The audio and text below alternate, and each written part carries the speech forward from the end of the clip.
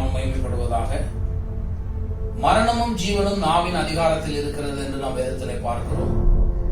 விரும்புகிறவர்கள் அதன் கனியை புசிப்பார்கள் என்று வேதம் சொல்லுகிறது. ஆகவே நாம் ஜீவனை விரும்புகிறோம்.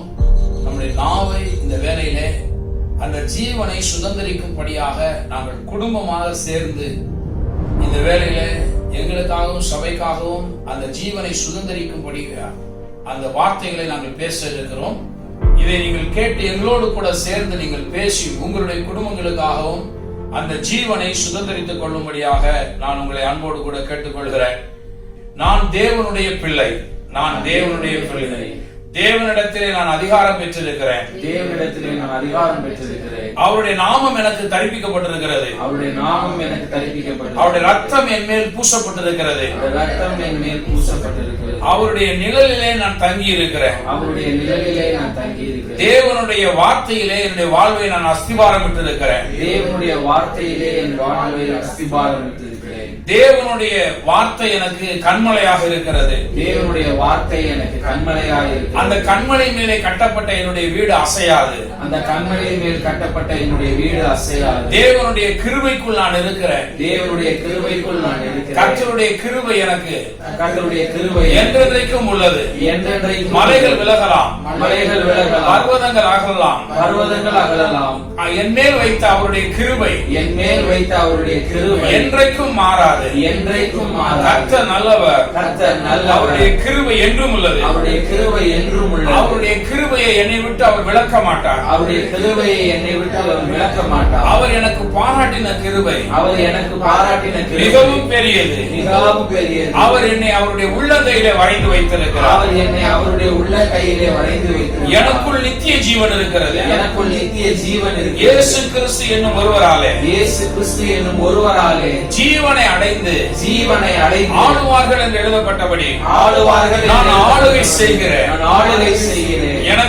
எனக்கு எல்லாவற்றின் மேலும், எல்லாவற்றின் வியாதியின் மேலும், வியாதியின் பலவீனங்கள் மேலும் ஆளுகை இருக்கிறது. ஆளுகை. நான் அவைகளை பார்த்து விலகி போ என்று சொல்லுகிறேன். விலகி போ என்று நான் ஒரு உடன்படிக்கையின் பிள்ளை. நான் ஒரு உடன்படிக்கையின் பிள்ளை. எனக்கு விசுவாசத்தினாலே கைகளால் செய்யப்படாத விருத்த சேதன உடன்படிக்கையை நான் பெற்றிருக்கிறேன். நான் உடன்படிக்கையின் மனிதனாய் இருக்கிறேன். உடன்படிக்கையின் பாதுகாவல் எனக்கு உண்டு. உடன்படிக்கையின் பாதுகாவல் எனக்கு உண்டு. சர்ப்பங்களையும் தேள்களையும் மிதிக்கவும், சர்ப்பங்களையும் தேள்களையும் மிதிக்கவும், சத்துருடைய சகல வல்லமையை மேற்கொள்ளவும், சத்துருடைய சகல வல்லமையை மேற்கொள்ளவும் எனக்கு அதிகாரம் உண்டு. எனக்கு அதிகாரம் உண்டு. ஒன்றும் என்னை சேதப்படுத்தாது. ஒன்றும் என்னை சேதப்படுத்தாது. நான் தேவனுடைய பிள்ளையாக நான் இருக்கிறேன். தீங்கு எனக்கு நேரிடாது. தீங்குக்கு தூரமாவா என்ற வார்த்தையின்படி, தீங்கு என்னை விட்டு விலகி தூரமாய் போகிறது. பொல்லாப்பு எனக்கு நேரிடாது. என் கூடாரத்தை அணுகாது. என் வீட்டை சுற்றிலும் இயேசுவின் ரத்தம் தெளிக்கப்பட்டிருக்கிறது. ரத்த கோட்டைக்குள்ளே நான் வாழ்ந்து கொண்டிருக்கிறேன். பக்கத்தில் 1000 பேரும், வலது பக்கத்தில் 10,000 பேரும் விழுந்தாலும் தீங்கு என்னை அணுகாது. பொல்லாப்பு எனக்கு நேரிடாது. இந்த ஆபத்து காலத்துல நான் கர்த்தரை நோக்கி கூப்பிடுகிறேன். அவர் எனக்கு செவி கொடுத்து ஆபத்திலே என்னோடு கூட இருந்து என்னை தப்புவித்து கனப்படுத்துகிறவராய் இருக்கிறார். அவர் வேடனுடைய கண்ணிக்கும் பாலாக்கும் கொள்ளை நோய்க்கும் என்னை தப்புவிக்கிறார். பகலிலே பறக்கும் அம்புக்கும் இருளில் நடமாடும் கொள்ளை நோய்க்கும் மத்தியானத்தில் பாலாக்கும் சங்காரத்துக்கும் நான் பயப்படாது இருக்கிறேன். நான் தேவனுடைய சிறகுகளின் கீழே நான் அடைக்கலமாய் இருக்கிறேன். அவருடைய நிழல் என் மேல் இருக்கிறது. நிழல் பட்டவர்கள் எல்லாம் சுகமடைந்தார்கள் என்று எழுதப்பட்டபடி என் மேல் அவர் நிழல் இருக்கிறது. நான் சுகமாய் இருக்கிறேன். அவருடைய செட்டையின் கீழே ஆரோக்கியம் தங்கி இருக்கிறது. நான் கொழுத்த கன்றை போல் இருக்கிறேன். நான் தேவனுடைய திருச்சபைக்கு உட்பட்டிருக்கிறேன். அவருடைய சபையில அவயவமாய் இருக்கிறேன். என்னை தொடுகிறவன் அவருடைய கண்ணின் மணியை தொடுகிறார். அவர் என்னை உள்ள கையில வரைந்து வைத்திருக்கிறார். தீங்கு நாளில இந்த கொரோனா காலத்திலே அவர் என்னை அவருடைய கூடாரத்திலே மறைத்து கூடார மறைவிலே ஒளித்து வைத்து கண்மலையின் மேலே என்னை உயர்த்துகிறார். உயர்ந்த மறைவிடத்திலே நான் இருக்கிறேன். எனக்கு தீங்கு நேரிடாது. மகிமையான எல்லாவற்றின் மேலும் காவல் உண்டாயிருக்கிறது என்ற வார்த்தையின்படி என் மேலே திருச்சபைக்கு உட்பட்டிருக்கிற என் மேலே அக்கினிமயமான பாதுகாவல் இருக்கிறது. என்னை நெருங்குகிற வியாதியின் கிருமிகளை பரிசுத்த ஆவியானுடைய அக்கினி சுட்டெரித்து போடும். தீமை என்னை அணுக முடியாது. நான் இயேசுவின் தழும்புகளால் குணமாயிருக்கிறேன். இயேசுவின் தழும்பு அருள் மருந்தாயிருக்கிறது. கொள்ளை நோய்க்கும் தீவினைக்கும் என்னுடைய வாழ்க்கையில இடமில்லை என்று சொல்லி விசுவாசத்தினாலே நான் கதவை அடைக்கிறேன். நான் பூலோகத்திலே எந்த கதவுகளை எல்லாம் அடைக்கிறேனோ அந்த கதவுகள் எல்லாம் வானமண்டலத்திலே ஆகாயத்திலே அடைக்கப்பட்டிருக்கிறது. வானமண்டலத்தில் உள்ள பொல்லாதாவிகளின் சேனைகள் ஒரு தீமையையும் என்னுடைய வாழ்க்கையில என்னுடைய குடும்பத்தில என்னுடைய திருச்சபையில திருச்சபைக்கு உட்பட்ட ஒவ்வொரு குடும்பத்திலும் அவன் கிரியை செய்ய முடியாது என்று அறிக்கையிடுகிறேன். கதவை பூட்டுகிறேன். அறிவின் வல்லமைகள் ரத்தம் பூசப்பட்ட இந்த கதவை பார்த்து அவர்கள் விலகி போவதாக. எகிப்திலே உண்டான வாதைகள் ஒன்று எங்களை நெருங்க முடியாது. இயேசுவினுடைய ஜீவனை உடைய ஆவியின் பிரமாணம் மரணம் என்ற பிரமாணங்களிலிருந்து எங்களை விடுதலை ஆக்கிவிட்டது. மரணத்திற்கு எங்கள் மேல் அதிகாரம் இல்லை.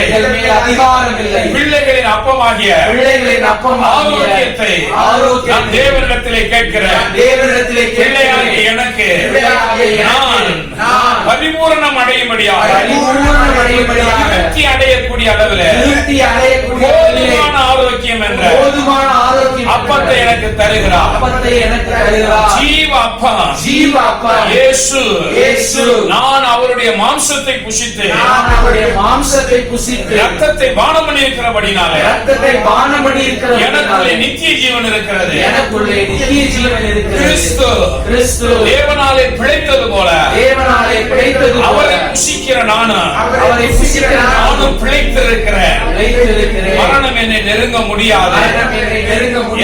தேவன் எனக்கு நல்ல ஈவாகிய அவருடைய மாம்சத்தையும் அவருடைய ரத்தத்தையும் எனக்கு தந்திருக்கிறார்.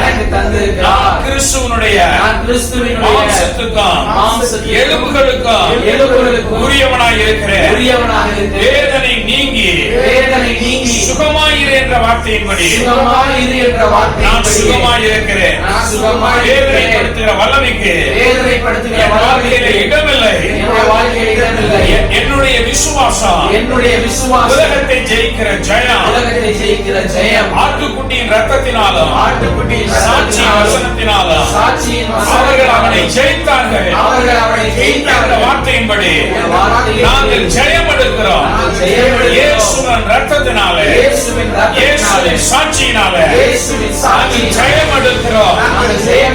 எங்கள் விசுவாசம் கொரோனாவாகிய தீவினையாகிய அந்த மலைகளை எல்லாம் சமுத்திரத்திலே தள்ளுகிறது. விரும்பத்தகாத இவைகளை மனிதனுடைய வாழ்க்கையை விட்டு நடுக்கடலிலே நடப்படுவதாக என்று சொல்லுகிற போவதாக